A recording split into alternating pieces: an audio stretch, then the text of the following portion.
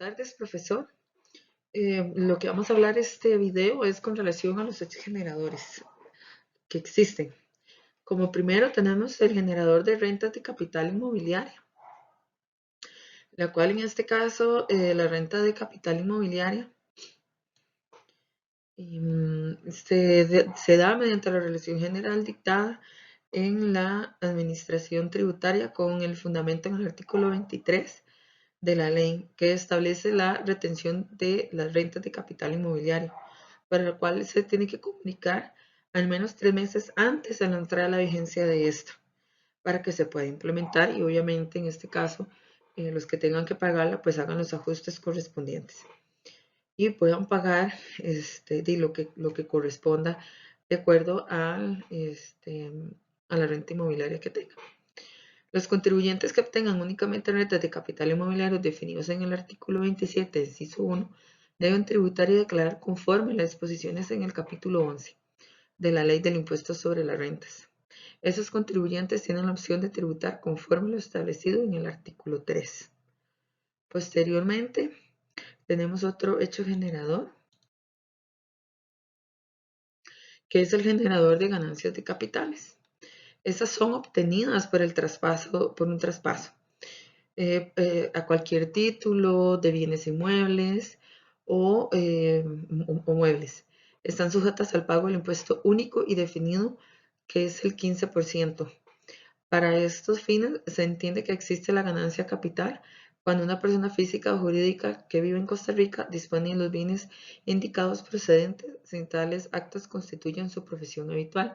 Esto quiere decir que no es un agente de bienes raíces, sino que yo compré una propiedad y esta ya no la quiero y por consiguiente la deseo vender, al igual que un vehículo.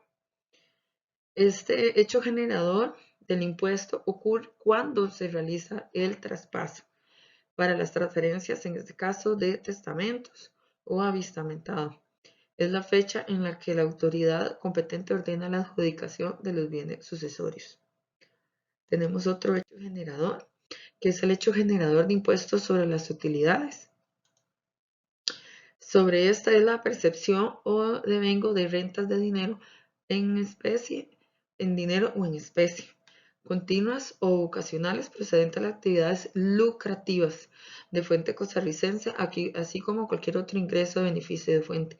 En este caso, si yo tuviese algún emprendimiento, pues entonces yo debo de pagar el impuesto sobre las utilidades que tengo. Esto quiere decir también lo que yo gané menos lo que gasté sobre esa actividad que hice. Por lo tanto, me va a dar un monto de utilidades y, claro está, a esto se le aplica el impuesto.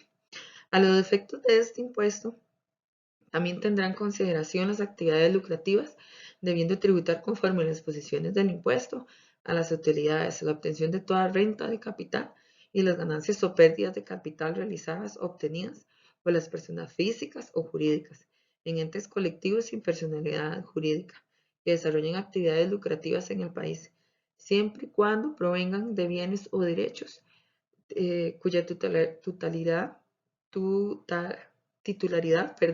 corresponda al contribuyente y se encuentren en efectos de actividad lucrativa. Siempre tiene que ser lucrativo. Muy importante. Posteriormente tenemos el otro hecho generador, que es el impuesto al salario. Esta se da percibida sobre el trabajo personal dependiente o por concepto de jubilación o pensión u otras remuneraciones por servicios personales. Cuando proviene obviamente de una fuente costarricense y sobrepasen los montos en exceso. El empleador o el patrono es quien retendrá, va a declarar y debe pagar mensualmente dentro de los primeros 15 días naturales del mes al siguiente que corresponde el pago de las remuneraciones.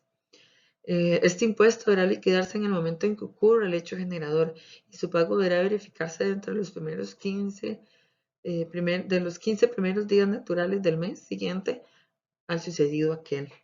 Los agentes de retención y percepción son los representantes de los contribuyentes a que se refiere este título. Además, este impuesto a que se refiere constituye un pago único y definitivo pago a los beneficios en el exterior. Ahora vamos a contestar 3 preguntas que se nos dio en la consigna para este video. Tenemos la primera.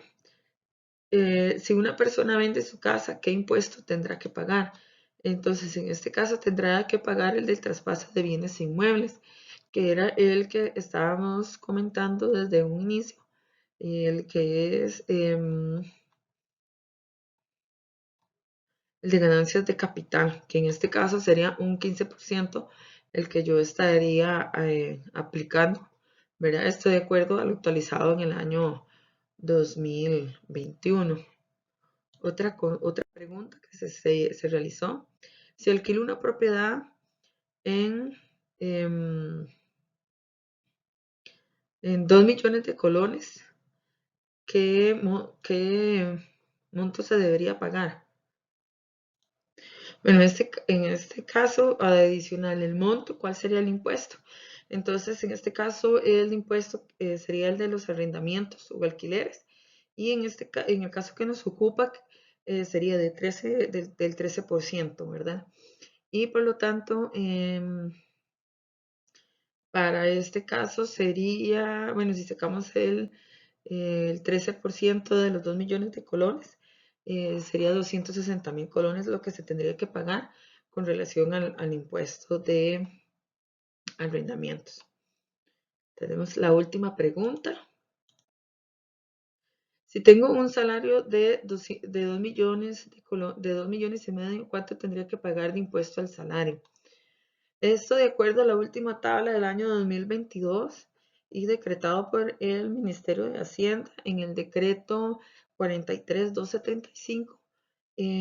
Los salarios que comprenden de 2.223.000 colones a 4.445.000 sería el 20% que se tendría que aplicarme, bueno, se le tendría que aplicar al salario de los 2 millones y medio. Muchas gracias. Esto sería todo lo que corresponde a la presentación de diferentes hechos generadores.